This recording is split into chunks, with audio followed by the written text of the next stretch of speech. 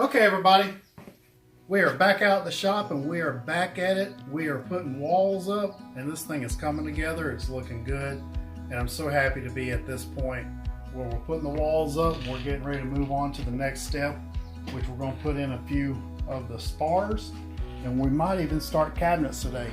But I got one wall put up and I wanted to bring you along, work out the bugs on this one and show you what I did, what I'm going to do on this one.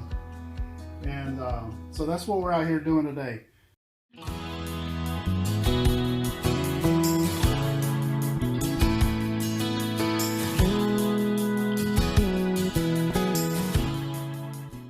First thing I did is I moved my plywood floor base over so that I get access to the edge of the lip. And then we put down blue painter's tape. That way when we get ready to use this Gorilla Glue, we put our glue down, we put our door on that, we fasten that down, we can come back, we can pull that tape up and we'll have nice clean edges. And we'll have to worry about squeeze out spilling over onto the floor that we still have to work on getting finished. Alright, so last night I came out and these two bottom strips here that are not attached to the plywood, they're just kind of hanging down there, they're fiberglassed in. I epoxied the back side of that just so that if there's any kind of water that splashes up, something happens, this will all be watertight, water sealed.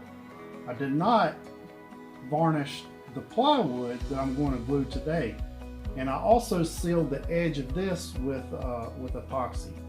So we've got that done, and we're going to go ahead and move on.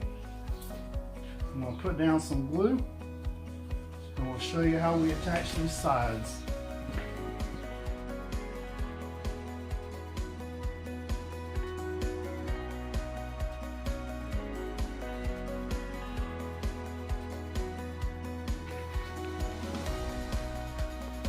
Okay, we got our glue down. If you notice, I took one of the cutoffs from when we made this radius and I put some plywood pieces on it so that I would hold this wall 90 degrees as I'm waiting for the glue to dry and I'm putting my screws in. So that's what you're looking at here. It's just a piece of scrap wood that I used, like a 90-degree brace. Pick this wall up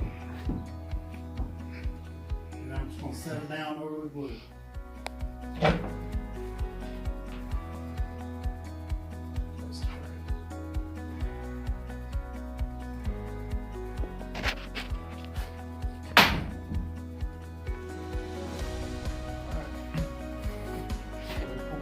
Over here. It's off down here. Yeah, I'm going to fix that.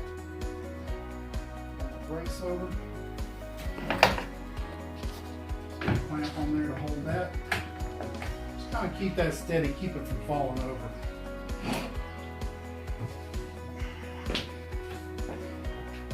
You'll see how much is hanging over down here.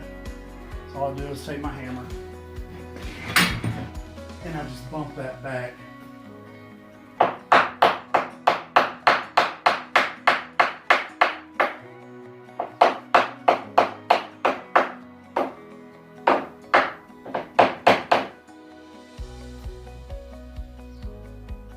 That's flush, even right there.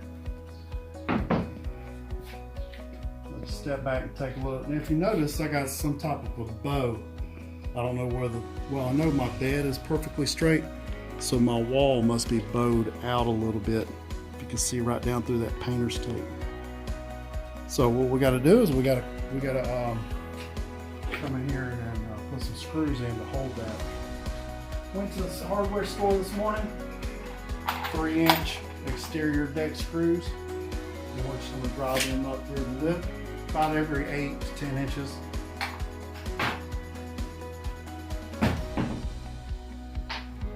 Now before we put any screws in, what I like to do is just take my square, set it up there, and make sure that my wall is at a perfect 90 degrees. That's good.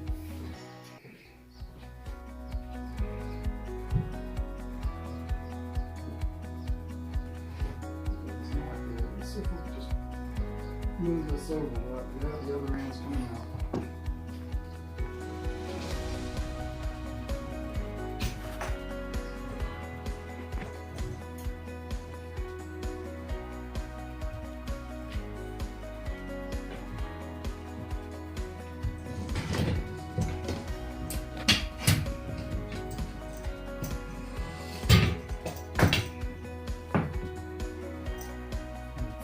Mm-hmm.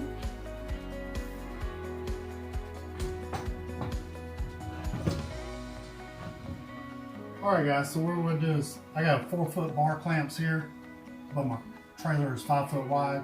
So I'm going to put a clamp this in, and we're just going to tighten it up. We're going to draw this side together. I'm going to use my other bar clamp, and we're going to pull that side together so the two sides are flush against the trailer.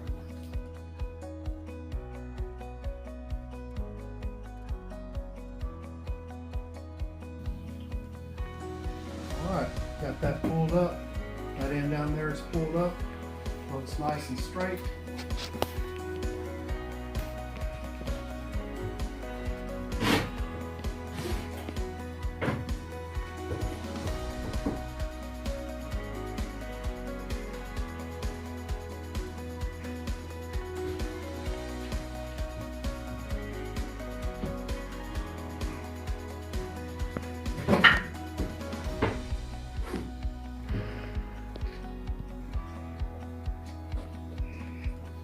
These walls are looking pretty good. They will come to 90 degrees true once we get ready to put our spars in.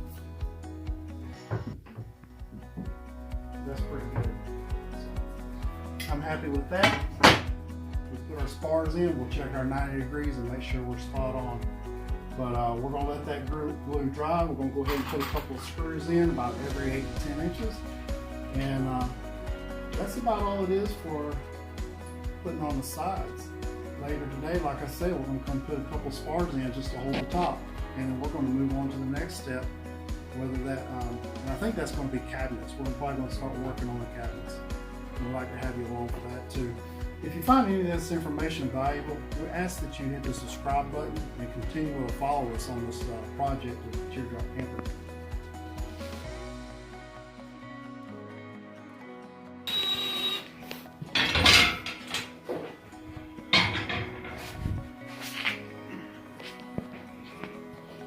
Now, one of the other things, since Michelle's continuing to film, I wanted to show you. Michelle, if you'll bring the camera in here, look at that bottom seam. See how the wall is flush against the bottom of the trailer and it's nice and straight and there's no gaps? That little small of a gap right over in that corner, right there somewhere. You might be able to see that. Well, we got ready to put up the first wall and we had a bigger gap. Now the way I resolved that is I put a clamp at the top of the cabin here, and whenever it was hanging over on this end, and then clamped it on this end, and I took a little piece of cedar strip that I had and I put underneath it so it would be on the plywood, and I drew that tight and it drew that cabin and that wall nice and flush so there was no gaps. So that's just one of the things that we did. You may run into. But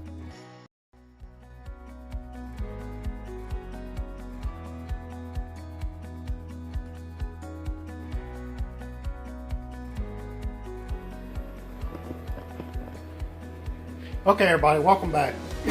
Okay, so it's been a few days, and I run into an issue whenever I was putting up the spars. I put my spars in after this last little clip that you just saw, and I came back out the next morning, and the glue that I used, the Gorilla Glue adhesive, it had a cure time of 48 hours. Well, 24 hours later, it hadn't set up, and I didn't think that was right, so I was like, man, I got bad glue.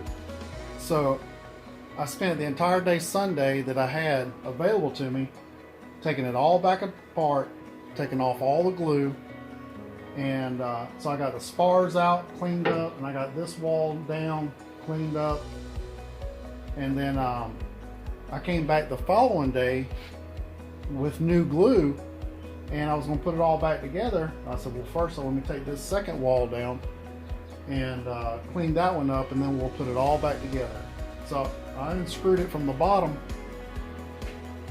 and I went through and started taking all the screws out, but the wall wouldn't come up. The glue had set and it had hardened, and I didn't know. And then I read back, I was like, oh, it's been 48 hours.